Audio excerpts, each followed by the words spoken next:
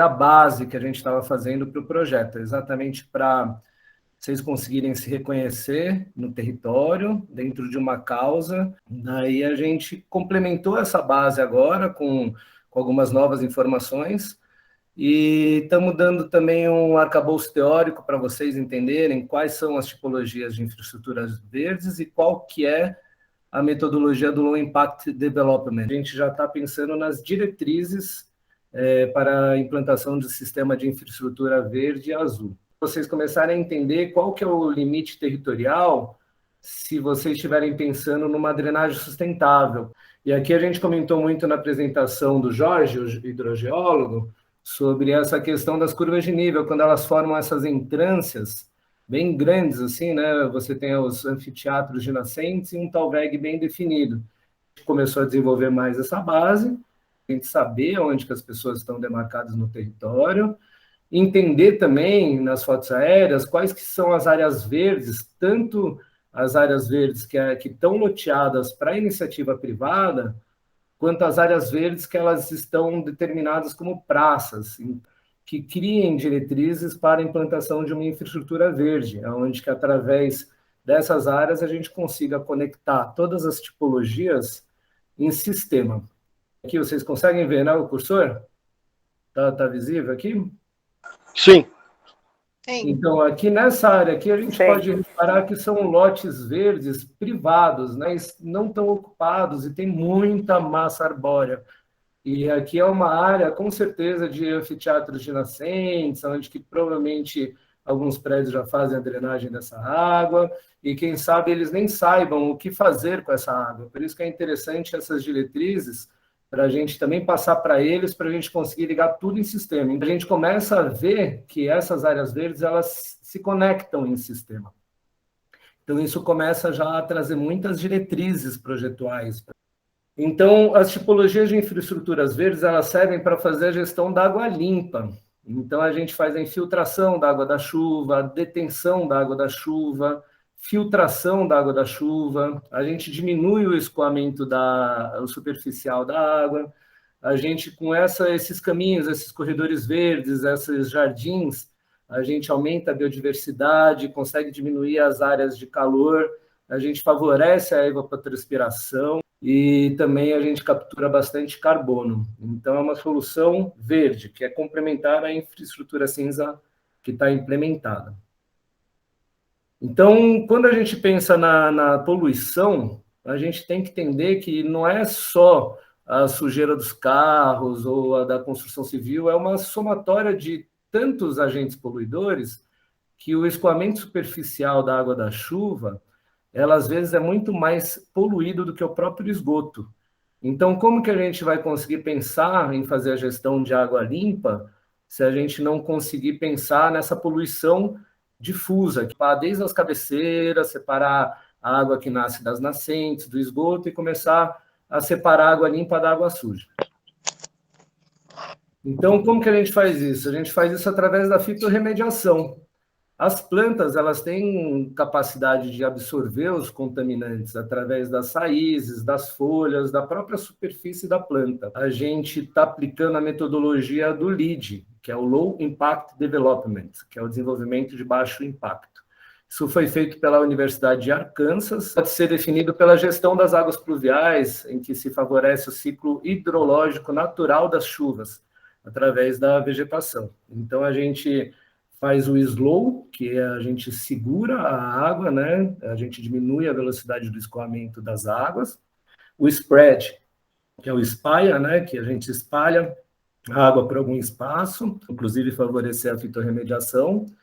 E a gente tem o soak, que a gente retém a água tanto para infiltrar no solo, como para percolar no lençol freático, que tem a função mecânica e a função mais biológica, fazer o controle do fluxo, a detenção, a retenção, a filtração, a infiltração e o tratamento da água, de acordo com a tipologia de infraestrutura verde que você está aplicando no local, para a implantação do sistema de infraestruturas verdes nos espaços livres públicos.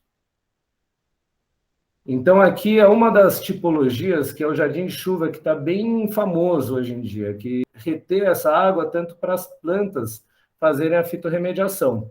Então, os jardins de chuva são tipologias de infraestrutura verde que eles são implantados numa cama de brita, com omega dreno, uma manta bidim, substrato e planta. A água ela infiltra por esse substrato que tá o jardim implantado, e daí a gente passa por uma camada drenante, e esse dreno ele pode mandar tanto para o sistema convencional, mas também a gente pode já fazer uma espera para o sistema de infraestrutura verde, mesmo se a gente não tiver um sistema implantado na rua. A gente pode deixar espera até que seja ligado por uma biovaleta ou até mesmo pela própria infraestrutura cinza, que sejam futuramente conectadas em sistema.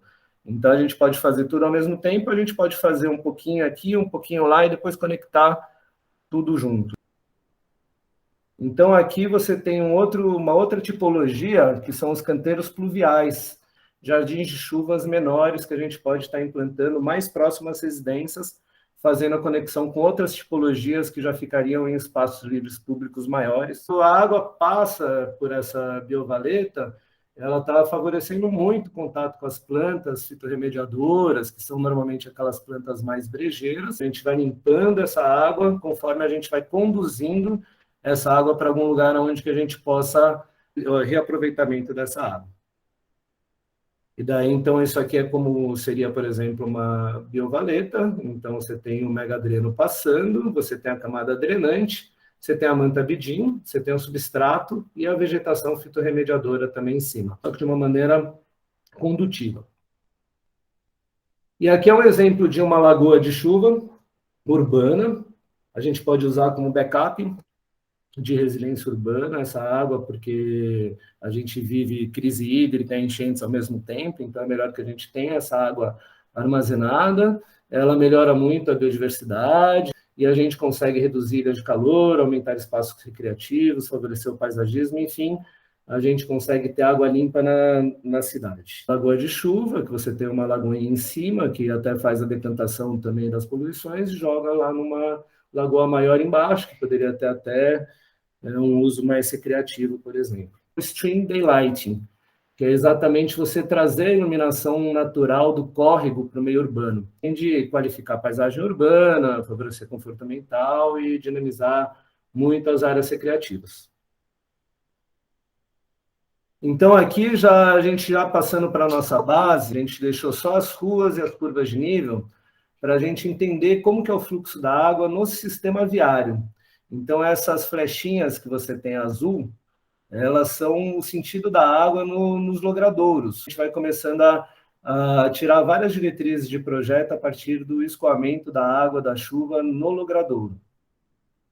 E mostrar também qual é a conexão que essas praças têm entre elas e como a água flui nos quarteirões, para a gente começar a entender como que a gente iria favorecer a implantação de infraestruturas verdes. Tem os laranjas, são o sistema das áreas verdes públicas e privadas. Essa chura laranja, a gente está fazendo uma diretriz mais focada em jardins de chuva e biovaletas, focar no spread do que no slow, porque a gente vai espalhar essa água, a gente vai fazer a fitorremediação dessa água nessas áreas laranjas, e depois a gente vai conduzir para lugares onde que a gente vai estar fazendo mais o slow. A gente já tire as águas das nascentes e condicione ela para esses jardins de chuvas e biovaletas para entrar no nosso sistema de infraestrutura verde.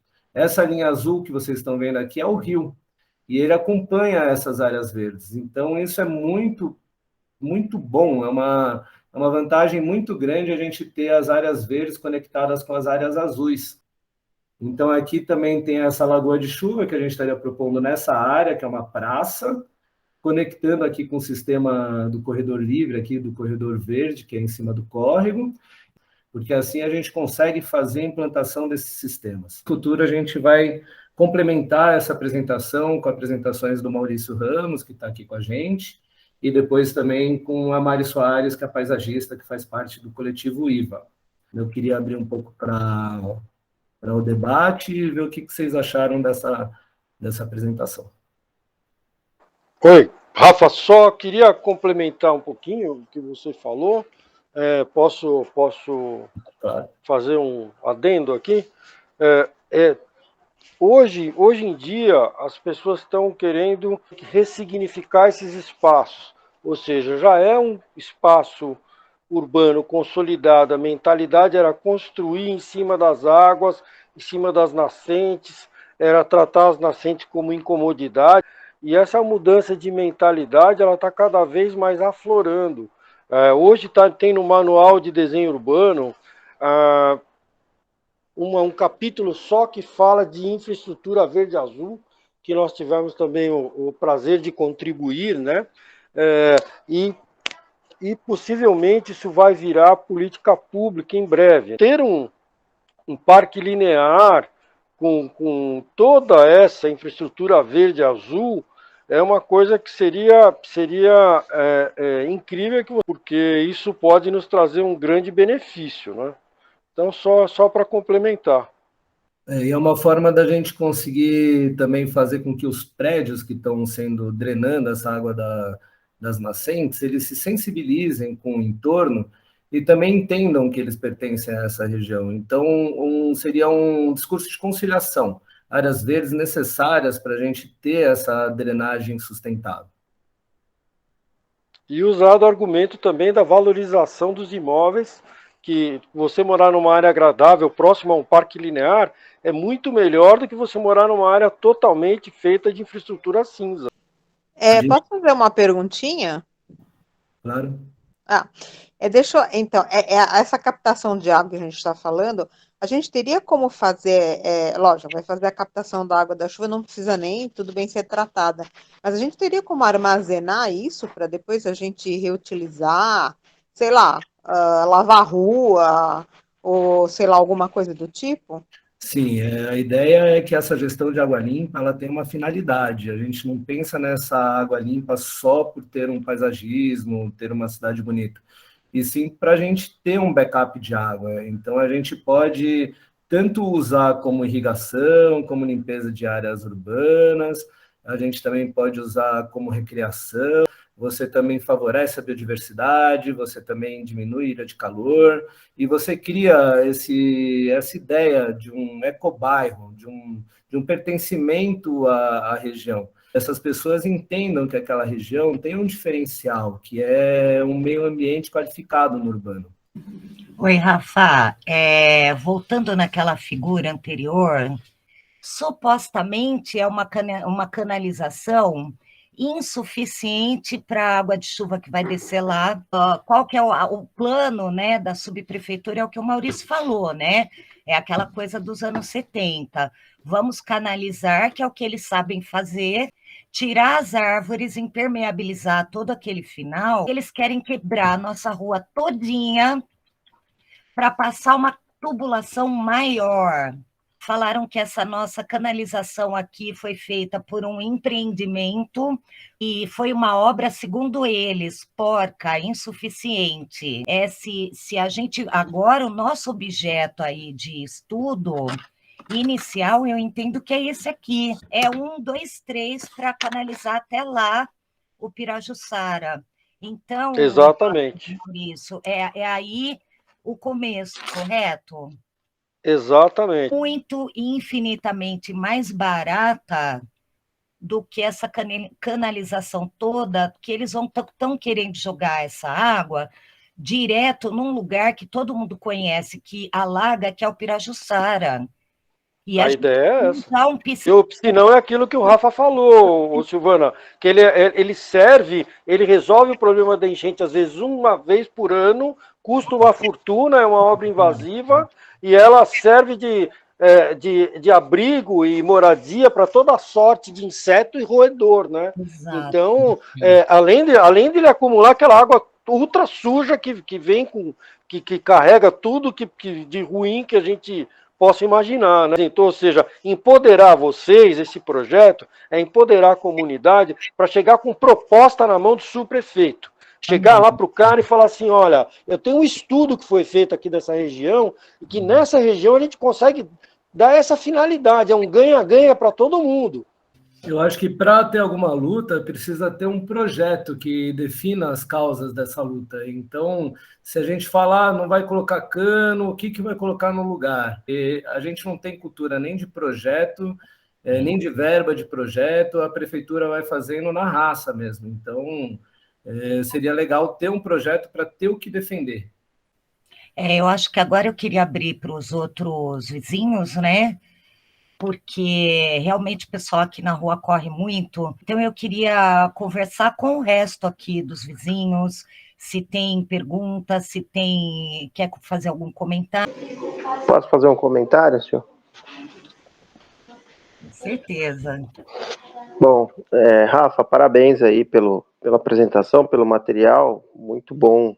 Cada Zoom, ou Meeting, Google Meetings, ou qualquer apresentação de vocês é uma aula, né? Muito interessante entender os conceitos mesmo.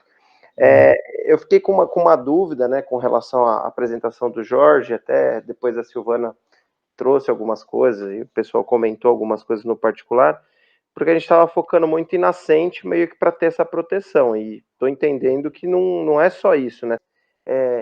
O projeto como um todo, aqui, a proposta, ela é grande, né? Então, eu não sei se a gente conseguiria ter pernas para tocar isso sozinho, né? Que é o que você falou, é importante ter um projeto e não só uma necessidade, né? Como que através da gestão urbana participativa a gente consegue apresentar propostas reais e no papel, e que elas tenham diretrizes urbanas bem estudadas. E passar agora para um detalhamento mais específico de cada região. O que vai, de fato, caber no bolso aqui da turma e a responsabilidade da nossa associação mesmo. Nós estávamos defendendo a Praça São Crispim, e nós fizemos o projeto lá, e o Natalini chegou e perguntou para a gente, falou assim, vocês têm aqui, vocês não querem piscinão, mas vocês têm algum projeto ou é só poesia? Ou seja, isso que esses projetos, eles são um objeto que faz com que vocês tenham argumento para o poder público, para contrapor uma proposta do poder público, você possa realmente atingir o seu objetivo, que é ter uma área verde de qualidade, ao invés dessas construções aí que vão passar por cima de todo esse recurso bacana que a gente tem, né? Perfeito, Maurício, perfeito, entendido. E aí eu queria já combinar, né, com o pessoal que está aqui presente. Vamos focar na solução. Então, por mim, eu encerro aqui, abrindo a participação para os demais. Boa noite para vocês. Eu não tenho nada a questionar, tá? Eu estou aqui, eu quero participar, o que eu puder fazer, contem comigo, e é isso que eu tenho para dizer. A apresentação do Rafa foi maravilhosa, gostei bastante, entendi muito. Do Maurício nem se comenta, gostei muito também, tá? Então eu não tenho nada a questionar.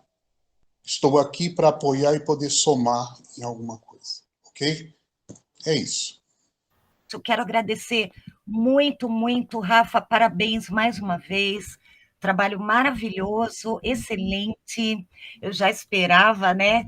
Maurício, muito obrigada por você poder estar aqui com a gente. Aliás, já faz um tempão que você está apoiando a gente aqui, né? A gente está tendo todo mundo a oportunidade de participar de uma mudança de paradigma. Agradeço muito, muito pelos que continuam firmes e fortes aqui na rua e que o número de vizinhos colaboradores aumentem. Muito obrigada. Bacana, Silvana. Obrigado pelas palavras, viu? Isso aí. Valeu, Rafa. Valeu, Maurício. Obrigado aí, pessoal. Valeu, gente. Boa noite, obrigado. Até a próxima. Tchau, boa noite. Abraço. Tchau, tchau, pessoal. Tchau, tchau. Boa noite a todos. Boa noite, Ricardo. Boa noite, Toninho. Boa noite. Tchau, tchau. Boa noite. Tchau, tchau.